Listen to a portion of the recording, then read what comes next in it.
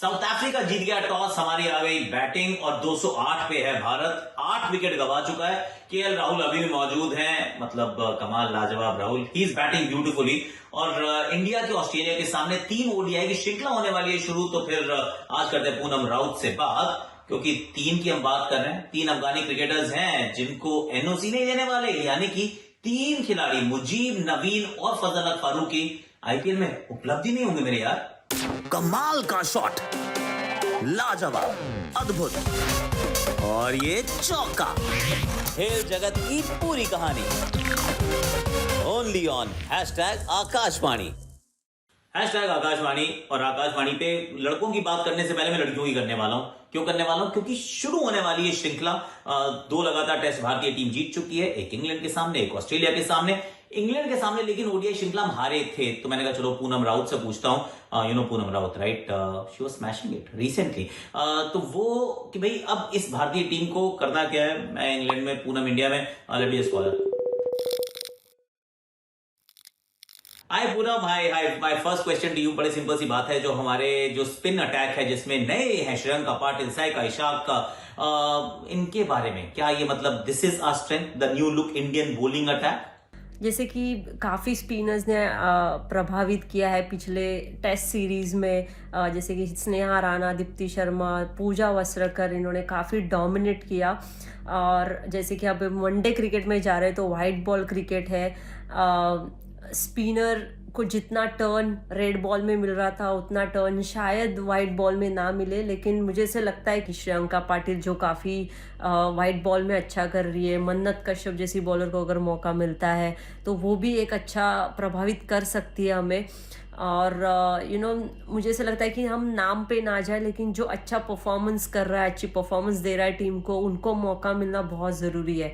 और जैसे कि अभी कोच चेंज हुआ है, या फिर कैप्टन हरमनप्रीत ने भी कहा है कि टीम का एटमॉस्फेयर अच्छा है, मेंटली बहुत अच्छा फील कर रहे हैं प्लेयर्स, तो वो काफ़ी इम्पॉर्टेंट होता है टीम का एटमॉस्फेयर, जो कि काफ़ी चेंज हो गया है। सो स्ट्रैटेजीज चेंज हो जाती है, एटमॉस्फेयर अच्छा होने से प्लेयर्स काफ़ी अच्छा फील कर रहे हैं, तो वो भी एक चीज़ मैटर करता है टीम के जीत के लिए। बात सही है भैया, नाम से नहीं काम से जाने जाते हैं लोग। I am with you completely. अब ऑस्ट्रेलिया की वीकनेस वर्सेस स्पिन सी थोड़ी सी एक्सपोज तो हुई है, इसमें कोई डाउट नहीं है, राइट। तो क्या उसको हम वीकनेस मान लें, और क्या हम किस तरीके से उस वीकनेस को हम एक्सपोज कर सकते हैं पूनम? देखिए, ये ऑस्ट्रेलिया टीम है और ये जानती है कमबैक करना, और इन्होंने काफ़ी अच्छा क्रिकेट खेला हुआ है इंडिया में। पिछले सीरीज़ में भी इन्होंने जब मुंबई आए थे, इन्होंने वनडे सीरीज़ खेला था, T20 सीरीज़ खेला था। इन्होंने काफ़ी अच्छा क्रिकेट खेला हुआ है पहले भी। और मुझे याद है कि 2016 में हमने इनके अगेंस्ट सीरीज़ जीती थी ऑस्ट्रेलिया में, लेकिन इंडिया में उन्होंने कभी मौका नहीं दिया इंडिया को जीतने के लिए। सो ये इतने स्ट्रांग है, ये इनका एक्सपीरियंस कैरी करते हैं। और जैसे कि अपने टीम में जैसे कि स्पिनर्स है जो डोमिनेट करते आए हुए हैं। अब उनकी वीकनेस की बात कर ली तो अपनी भी कर लेते हैं भाई। What are our weak links? Poonam please tell me that also ना। इंडिया का वीक लिंक मुझे ऐसा लगता है कि फील्डिंग है, और सेकंड चीज़ मैं वो कहूँगी बैटिंग, क्योंकि एक्सेप्ट स्मृति मंदाना मतलब किसी ने इतना प्रभावित नहीं किया है वाइट बॉल क्रिकेट में।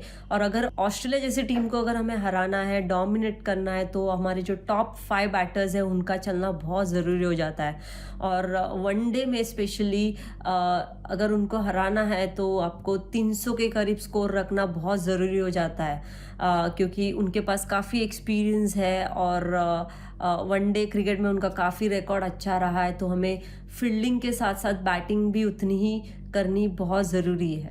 अब जो 2 टेस्ट मैचेस जीत गया भारत, ऑफ कोर्स एक इंग्लैंड एक Australia, like I mentioned earlier, अब उससे यार कॉन्फिडेंस में ऐसा वो कहते हैं बूस्टर शॉट लग गया है क्या, कि अब ऑस्ट्रेलिया को हम ये ओडीआई श्रृंखला भी हरा सकते हैं? Tell me honestly. Of course 2 test win obviously boost करेगा टीम का मॉरल। और मुझे ऐसा लगता है कि काफ़ी सारे चेंजेस है टीम में, नया कोच है, नया स्टाफ है, सो ऑब्वियसली आपकी स्ट्रैटेजीज, आपका माइंडसेट चेंज हो जाता है। और जैसे कि टीम का एटमॉस्फेयर काफ़ी बदल चुका है। In fact they are helping each other, they are backing each other. और they are enjoying each other performances, ये सारी चीज़ें बहुत मैटर करती है जीत के लिए। वही हमने देखा पिछले 2 टेस्ट मैचेस में, जो डोमिनेंट परफॉर्मेंसेस हम देख सके। तो मुझे ऐसा लगता है कि ये सारी चीज़ें काफ़ी हेल्प करेगी अगर ये कंटिन्यू होता है, और हमें पॉजिटिव रिजल्ट्स मिलेंगे आने वाली सीरीज में। Thank you so much Poonam, और हम सबका मतलब फिंगर्स क्रॉस, टोज क्रॉस, क्योंकि अब टेस्ट अच्छा कर लिया, अब वनडे में भी थोड़ी मुझे तो लगता है बैटिंग अच्छी करें तो हम बहुत अच्छा कर जाएंगे। Batting tends to let us down later, ये बात सच है, पर बैटिंग की बात ही कर रहे हैं तो इंडिया की बात कर लेते हैं। मुकाबला सेंचुरियन में, अब सेंचुरियन में मुकाबला जब हुआ और वहां पर जब भारतीय टीम उतरी तो उसमें जड्डू नहीं थे। अब जड्डू इसलिए नहीं थे क्योंकि उनके अपर बैक में स्पाजम आ गया है। अब उनके स्पाजम आने से गेम थोड़ा सा बदल जाता है, क्योंकि अश्विन खेलते हैं और बाकी वही टीम है जो हमने कल आकाशवाणी में चर्चा की थी, एग्जैक्टली वही टीम खेलने के लिए उतरती है। भारत को पहले बैटिंग के लिए आमंत्रित किया जाता है और ठक ठक ठक ठक ठक ऐसे करके विकेटें गिर रही थी। शुरुआत की 3 विकेट तो यशस्वी, रोहित शर्मा पुल मारते हुए पीछे कैच आउट हो जाते हैं, यशस्वी ड्राइव मारते हुए आउट हो जाते हैं। शुभमन गिल के अंदर आने वाली गेंद, हालांकि ये थोड़ा सा अनलकी कह सकते हैं, पर वो भी आउट हो जाते हैं। फिर एक साझेदारी जरूर पनपती है, पर कोहली, अय्यर दोनों को मिले चांसेस, पर दोनों अच्छा भी लग रहे थे। पर वो कहते हैं ना टेस्ट क्रिकेट में ना जो ब्रेक आता है ना, that's also wicket taker. Nandre Burger अच्छा डाल रहे थे, मतलब उनकी गेंद पे कैच ना छूटती तो और भी विकेट ले जाते, पर लंच की दूसरी तरफ आते Kagiso Rabada and tells us कि यार ये क्या बंदा है भाई। अब पंजाब खोल देता है जिस बॉल को उन्होंने आउट किया कोहली को, उफ बड़ा बॉल यार। श्रेयस अय्यर अंदर आती हुई गेंद पर आउट हो जाते हैं, और फिर केएल राहुल के साथ वो थोड़ी लंबी सी टेल चलती है जिसमें एक अश्विन होते हैं, उसके बाद शार्दुल ठाकुर होते हैं, लड़ाई झगड़ा करते हैं। केएल ने जिस तरीके से बैटिंग किया, आई थिंक पिवटल मोमेंट है इनके करियर का, और ऐसा हम पहले भी कह चुके हैं, क्योंकि ये वो खिलाड़ी है जो कि मेरे विचार में, मेरी बुक में one of the most versatile cricketers जो भारत ने आज तक प्रोड्यूस किए हैं। ओपन भी करते हैं, कीपिंग के लिए आप यहाँ पे खिला रहे हैं, वनडे में उनको नीचे खिलाते हो, T20 में ओपन कर सकते हैं, टेस्ट मैच में आप नीचे बैटिंग करा रहे हो। आई मीन इतने सारे डिफरेंट रोल प्लेस कौन कर पाता है, ये कर पाते हैं। तो फिर कुछ समय पहले बड़ी आलोचना थी इनकी कि इनको क्यों खिला रहे हो, इनके बदले आप किसी और को क्यों नहीं खिलाते, पर सच बात यह है कि quality is coming to the top. मतलब वो कहते हैं ना कि क्रीम जो है वो ऊपर अपने आप आ ही जाती है, और केएल राहुल की ये जो पारी है, भारत को अभी भी जीवित रखा हुआ है। आई स्टिल फील भारत थोड़ा सा पिछड़ा हुआ है इस मैच में, 50-60 रन और बना ले और सेंचुरियन में फिर batting fourth will be tough for south Africa, पर थोड़ी सी और बैटिंग में दमखम चाहिए, क्योंकि लेट्स बी ऑनेस्ट, चाहे रोहित हो, चाहे यशस्वी हो या फिर शुभमन गिल हो, एक लंबी पारी चाहिए थी, जो लंबी पारी आई ही नहीं है। 65-70 रन और फिर आई से गेम ऑन। तो ये यहां से अगर हम रुख थोड़ा सा लेफ्ट राइट की तरफ चले, वैसे आज वृंदा दिनेश की बहुत खूबसूरत सी हर स्टोरी भी है, पर अफगानिस्तान, और मैं मतलब कह रहा हूं कि आयरनी जो है ना वो मतलब इट्स डाइंग, क्योंकि आप उनको कॉन्ट्रैक्ट नहीं दे रहे हो, खुद उनको आप अपॉर्चुनिटीज नहीं दे रहे हो। पर ये खिलाड़ी जब प्लेयर बन रहे हैं, प्लेयर ये इस वजह से नहीं बन रहे कि अफगानिस्तान क्रिकेट बोर्ड कोई बहुत तगड़ा काम कर रहा है, ये बन रहे हैं प्लेयर्स क्योंकि T20 फ्रीलांसर्स हैं, ये सब जगह जाते हैं, क्रिकेट खेलते हैं। Okay, I am talking about Naveen ul Haq, Fazal हक फारूकी और मुजीबुर रहमान। एक लखनऊ के साथ है, दूसरा हैदराबाद के साथ है, और तीसरे को अभी अभी कोलकाता ने लिया है। 2 साल के लिए इनको मना कर दिया है कि हम आपको एनओसी नहीं देंगे। आई मीन थोड़ा सा मुझे लगता है ये गलत है यार, ये आप गलत डिसीजन ले रहे हो, क्योंकि अल्टीमेटली क्या होगा, खिलाड़ी सेंट्रल कॉन्ट्रैक्ट मना करना शुरू कर चुके हैं। उन्होंने भी कहा था आपके कॉन्ट्रैक्ट की वैल्यू है नहीं, I make a living outside, जो मतलब मेरी क्रिकेट चलती है वो मैं बाहर खेल के चलती है। अब आप अगर मेरे वहां ही पर काट दोगे तो फिर मे बी आई से कि नहीं यार, आप कह रहे हो कि कंट्री के इंटरेस्ट को सामने रखूं, ओके आई अंडरस्टैंड दैट, लेकिन अगर कंट्री वापस रेसिप्रोकेट नहीं कर सकती है तो allow me to earn my money यार, क्योंकि अगर मैं if I can't earn my living, मैं पैसे नहीं कमा पा रहा हूँ, मैं अपनी जीविका नहीं बना पा रहा हूँ, तो फिर जीवन में क्या करूंगा।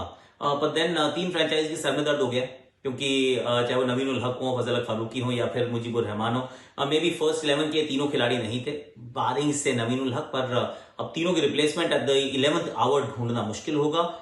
टू बी फेयर, अभी हमने इसकी we haven't heard the last of it, हो सकता है यहाँ पे कहानी में फिर भी अभी कोई ट्विस्ट हो। बहुत पावर पैक्ड आकाशवाणी थी, लेकिन उसके अंदर अभी एक हर स्टोरी बची है। वृंदा दिनेश, याद है ना आपको, मतलब खिलाड़ी विशेष है और बहुत सारी बिडिंग में ठप ठप ठप ठप करके ऐसे चल रहा था, सब कह रहे कौन है वृंदा, भाई ये है वृंदा। So elegant, so beautiful, just playing like a wow. एक बार नहीं, बार बार यही लाइन दोहराने का मौका आता है जब वृंदा दिनेश बल्लेबाजी करती हैं, चाहे कवर ड्राइव हो या पेसर्स को ऊपर से खेलना हो।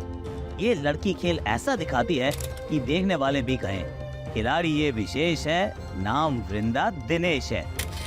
कर्नाटक की बल्लेबाजी की धुरी और बॉलर्स की खबर लेने में माहिर वृंदा की विमेन T20 लीग ऑक्शन में बहुत मांग थी।